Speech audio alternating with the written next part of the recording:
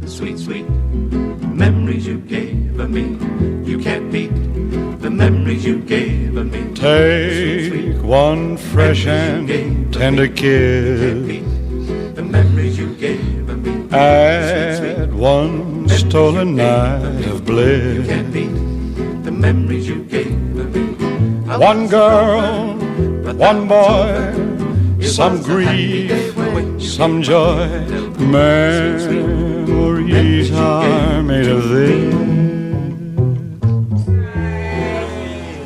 Maybe we could do the wave like Fenway Park. How does the Queen do it like this? How you doing? Anyhow, welcome to COA Today, Living Smart, Living Well. I think we have a pretty good show here for you this episode. I always say that. What do you think? We're going to give you a bum show? But anyhow, no. We're going to introduce you to a woman of letters, and I'm not going to say anything more. We're going to go right into the interview. Okay, folks, you're not going to believe this, but we have the world-famous Dorothy Malcolm here, so let's bring it up. Okay, cut it up. That's enough. That's a little bit of our tomfoolery that we get into here at Ipswich COA Today. Welcome. Thank you. Dorothy Malcolm and I have become friends. This is a good thing through Facebook. Mm-hmm. And in one of her posts, she mentioned that her book had gone to the publishers. Mm-hmm. So I got in contact with her, and I said, what's going on? So tell me. What's going on? This is interesting. It hasn't quite gone to the publisher yet. It's in the process. All right. And one of the reasons is because I'm a perfectionist. I keep going back and changing this and that. Nothing wrong with that. Right. It will be published, and not sure which publisher yet, though. Okay. And also, I don't have a title yet. Well, And- what is it about? Well, it takes place in the late 1600s during the reign of Charles II. Okay. Not today's Charles No, III. not Charlie. Charles II. And basically it's about a boy who lives in the slums of London, and he meets someone, a friend, becomes a friend, a girl who lives on London Bridge. In those days, back then, London Bridge was just the most phenomenal piece of architecture because it went across the Thames. It had buildings on From it, the right? London side, to the Suffolk side, and there were businesses all along the bottom, and above it was all the people's homes. Okay. And the space in between all those homes, in other words, the pathway, the roadway, was 12 feet wide, and they had carriages and cattle and horses and all kinds of things go by. So I mean, it was quite a piece of architecture. This sounds a little bit like Charles Dickens.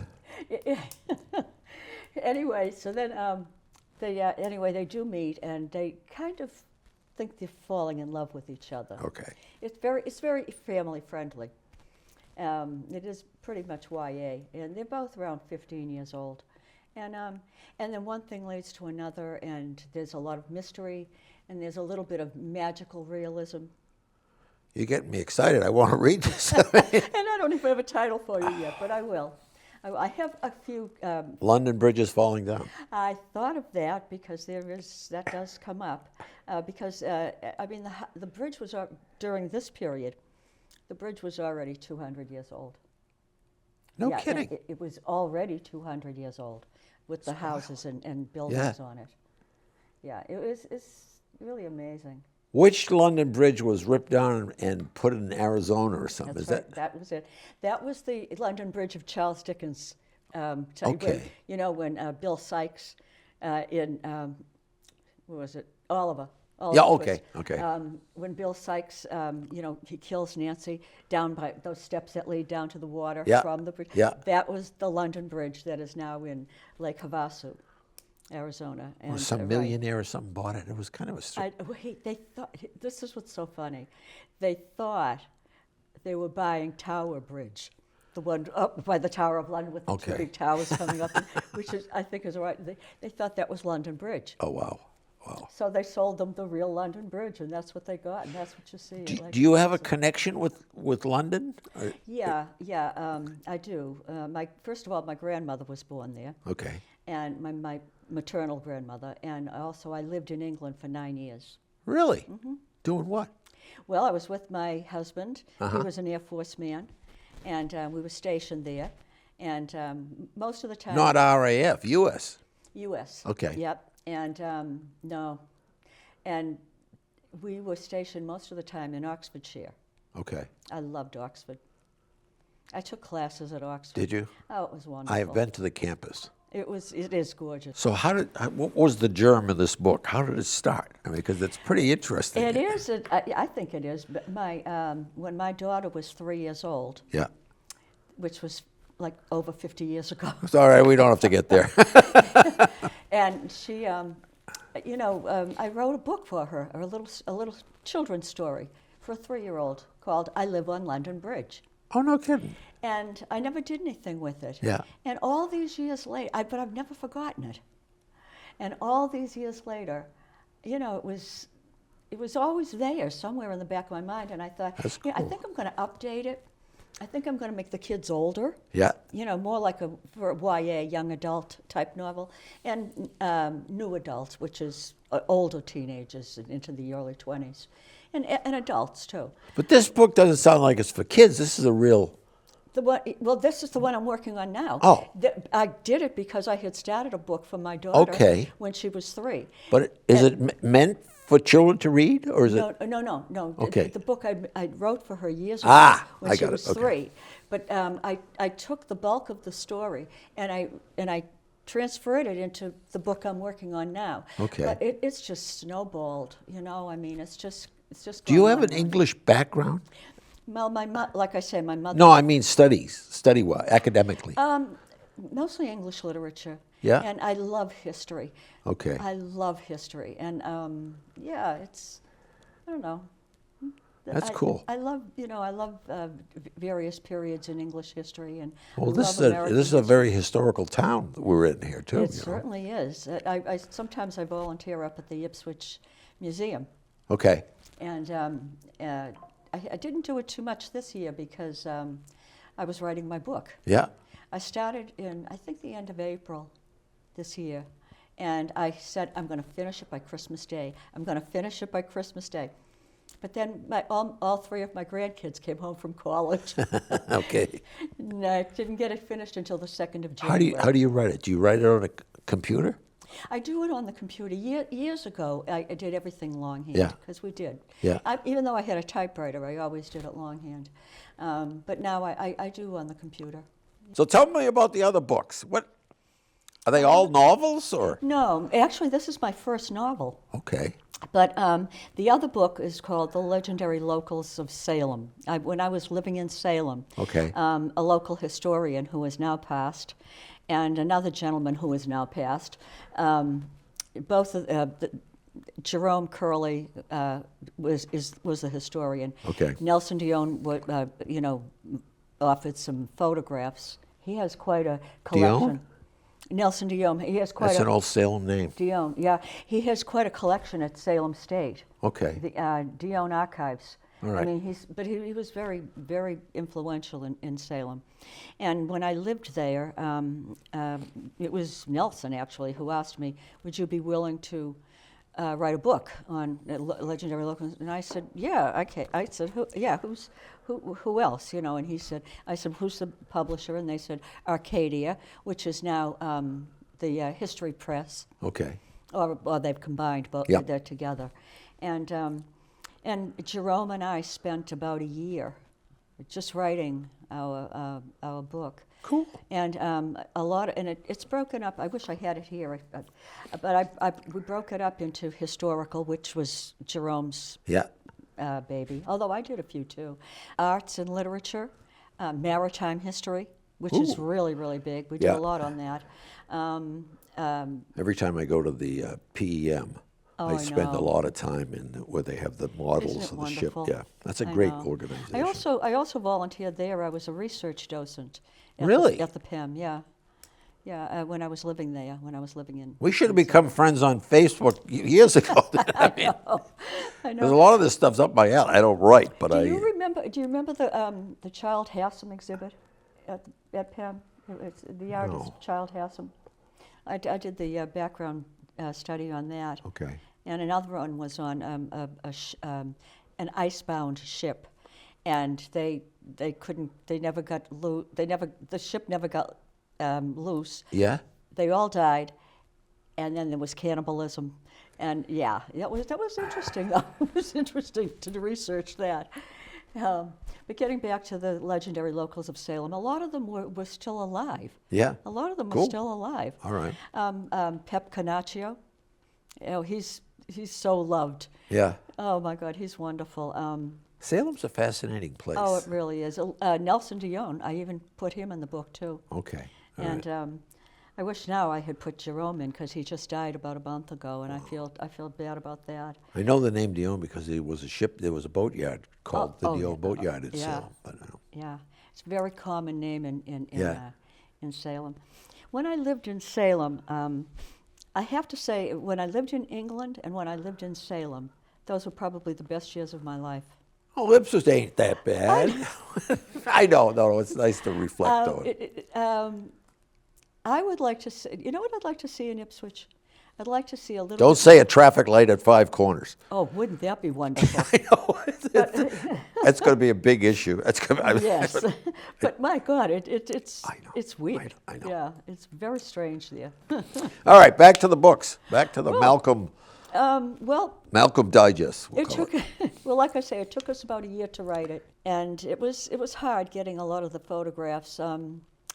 One of the guys on This Old House, Yeah. he had a house in Salem that he restored, and that was interesting too. And there was one picture of him I wanted so bad in front of that house, and of course I can't think of his name right offhand. I'm sorry. You know, the producer of This Old House lives in Ipswich.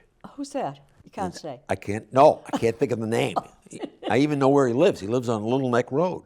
Oh, And he's been producing the show since it began, 20 some odd for years. heaven's sake! Yeah. Tomlin. Okay. Anyway, but the photo I wanted, we didn't have a budget to pay for a lot of photos. Yeah. And the photo I wanted was him standing right in front of the house. Okay. And but they told me it would cost something like $500. So What? I said, yeah, that's not going to work. So I had to get a stock, Yeah. But that was another thing, getting permission. So that was the first venture of writing for you. No, the first one was the Adams Resume Almanac and the Adams Cover Letter Almanac. I'll tell you how that started. I had my own writing business in Boston, in Copley Square and over by Park Street.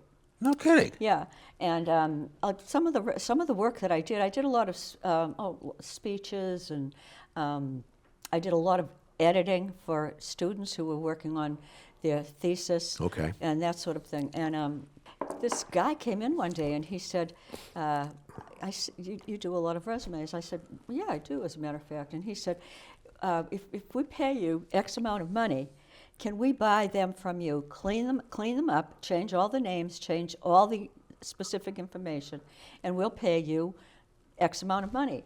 And I said, I need X amount of money. Okay. And I did. I sold him all my Cool. resumes. A year later, he came back and he said, can I buy your cover letters? And I said, yeah, make sure everything's changed. Hot damn. Yeah. And That's wild. and I made money that way. So that book is those 2 books are still in print. No. Wow. Yeah. And that was back in the 90s. Yeah. And but before that, I've always written for magazines and newspapers. Articles of what nature? Articles. Anything. Usually feature articles. Usually arts and entertainment. Okay. And history. I'm a big fan of John Adams. Okay. And yeah, I have a few things written on him and Abigail. We had a pretty good group of characters around Boston in that era, Oh. I mean, And what was fascinating about John Adams is he probably had the best moral compass of all the founding fathers, and he was very he was different. He was difficult, but he was such a good human being, there must have been amazing times, He You wasn't think a about great president either. There's something in sedition. I get confused. Who was the son?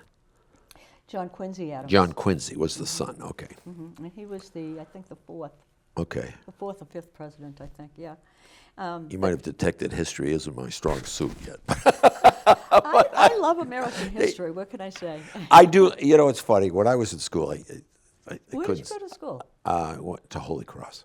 Oh, Holy Cross.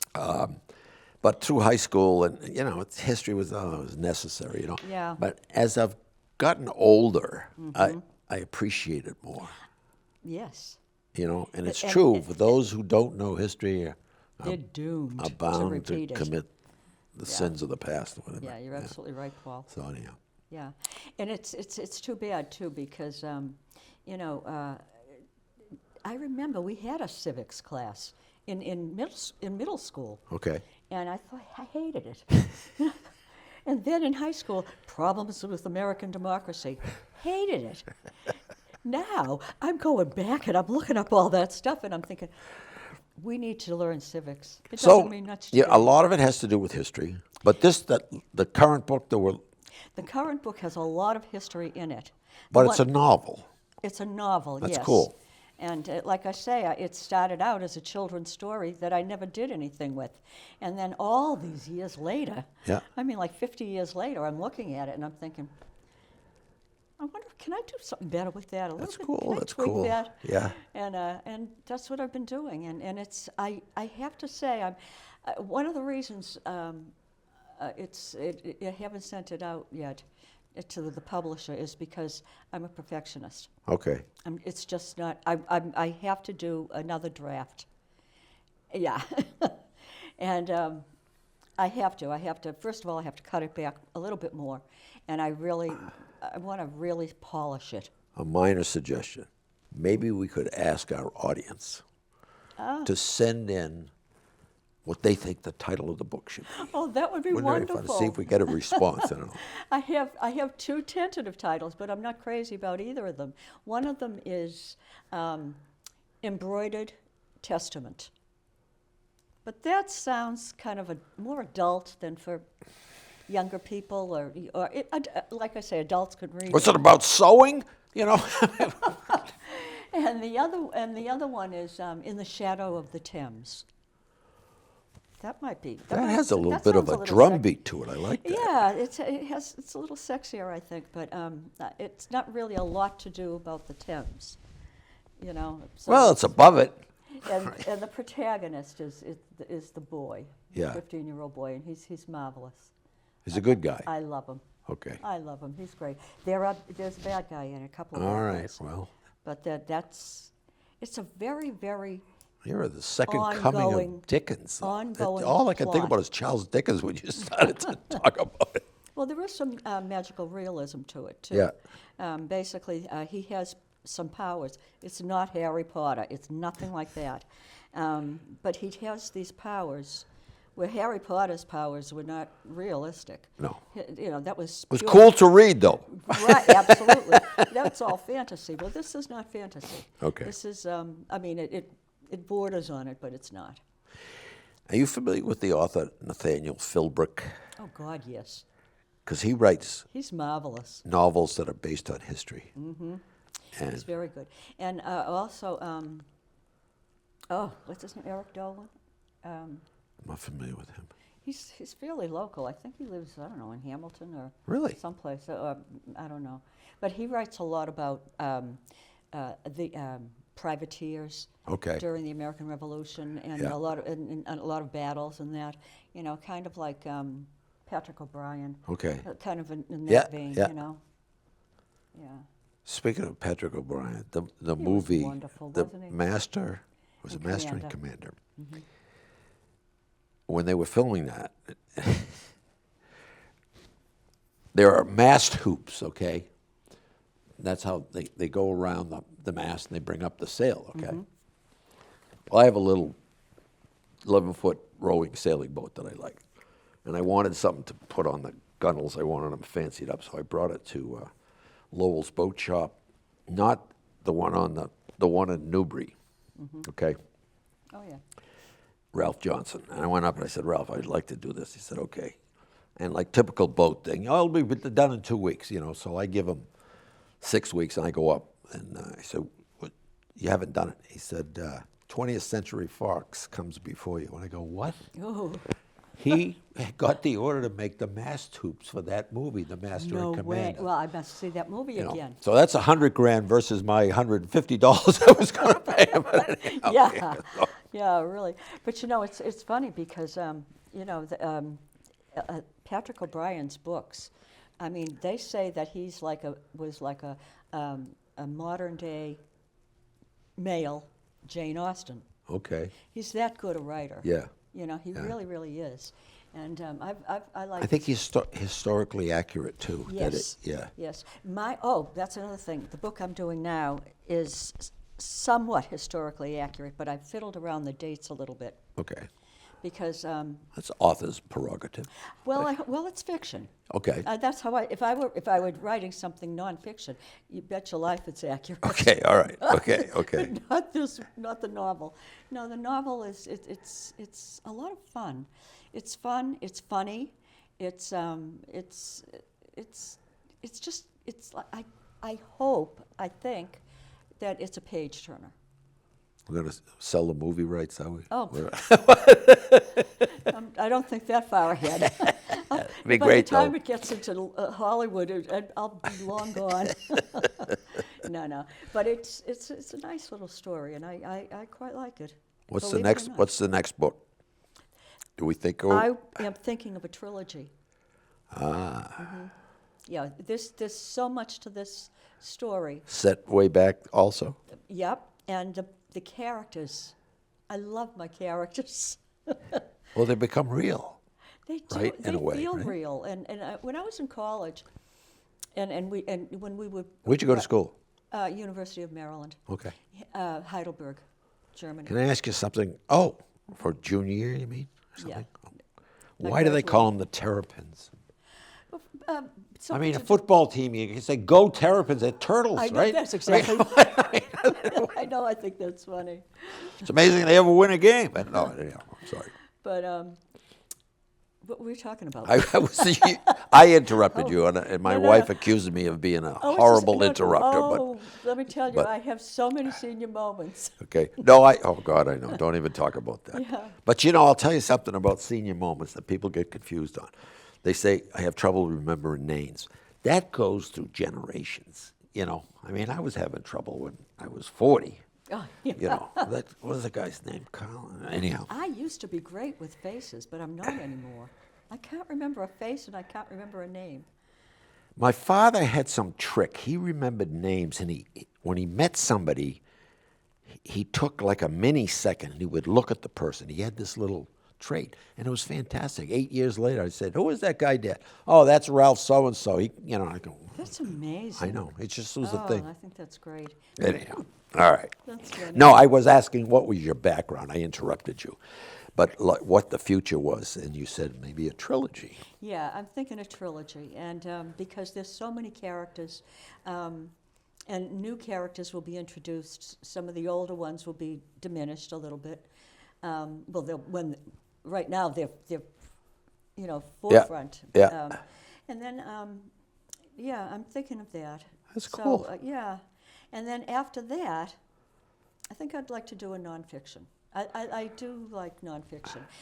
Fiction is hard. Let me ask you something. You have to create a character and put flesh and bones on that character. A friend of mine passed away this past year, Lucy Myers. I don't know if you ever met Lucy. I think so. And I met her through the Council on Aging, and she gave creative writing courses. Ah, yeah, And it was a blast. I frequently was the only man in the class, so it was kind of fun. But she passed away. Would you be interested in doing something like that? I might. Yeah, I would. I think. Yeah. It was really interesting to see some people. How often? Like once a week, or? We would meet once a week, and then it would be a set time. It'd be like an 8-week thing, Oh, that's fine. Yeah. And let me talk to the COA about Okay. it. Yeah. And It was fun. I mean, it was And is there an X amount involved? No, I don't. You know, I'm not sure she ever Who got knows? paid. I'm not sure she got paid. I don't know. I just was a student. I volunteer for everything nowadays. I donated at Christmas. We gave her a Christmas card with some money in it. I don't know. No, no. Everything I do today, I volunteer. I volunteer for the DAR that I belong in, and I God, I haven't volunteer. thought of the DAR. They're still around. Pardon me? The Daughters of American yes, Revolution? Daughters of the American Revolution, yes. I'm in that. My one of my great-great-great-great-great-great-grandfathers was in the American Revolution. Really? He was a privateer. Oh my God, I love privateers. I I love their know. whole. Look it's out, we're well, I'm a talking- sailor, so I love. It's a combination Well, of. we're talking legalized pirates. Yep, that's right. That's what they were. Yeah, and all my people, on my mother's father's side, were all Salemites. They were Salem mariners. There's a book for you right there. Yep, and also up in the up in the gods. Up in You the, could be on this show for years.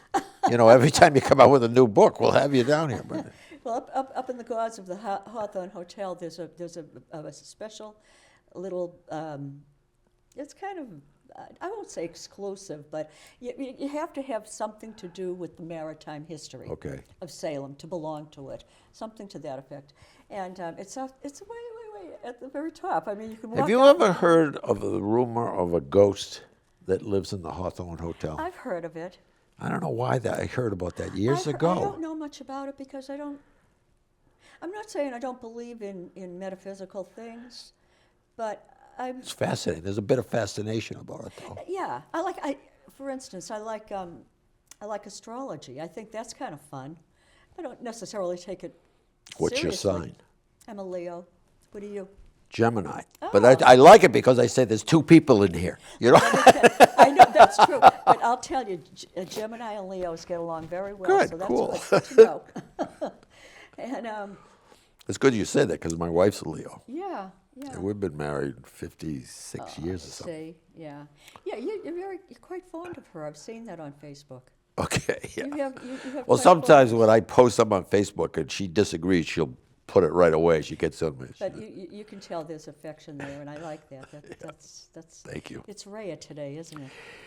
Yeah, I know. It was like, I remember we went to our 50th high school reunion. You say, well, how long you been married? I can remember this guy. I won't mention his name. And he said, well, let's see. If I add up all three, it's, Oh wow. Okay. Anyhow. All right. Well, I thank you for coming. I wait for the book to come out. Yep. Hopefully it'll be by the end of this year, 2025. Okay. Hopefully it'll be out by then. And I'm going to ask the audience, if you've been listening and paying attention, you come up with the name, please send it in. Yeah, please. We'll put up my email at the end of the show and stuff. All right? That'll be great. That'll be great. Thank you very much. Thank you very much Thanks for so coming. much, I Paul. appreciate I've it. really enjoyed it. What do you think? Pretty fascinating lady. By the way, I met her through a program at the COA, one of the luncheon programs, King of the Road, and she was at my table. That's how I met her. So the reason I said that is, for those of you out there who are reluctant to go to the Council on Aging, you really should. For a small town like Ipswich, we have a dynamite program, and it's incredible. I mean, lunches, you name it, you want to learn French, get yourself down there, particularly the men. A lot of men, as they age, are reluctant to, I guess, admit their age. I don't know. Get over it, will you? Anyhow, we'll see you around. This is Paul Valcour signing off from COA Today, Living Smart, Living Well, and do just that. Live smart, live well. See you around. You must have been a beautiful baby. You must have been a wonderful child. When you were only starting to go to kindergarten, I bet you drove the little boys wild.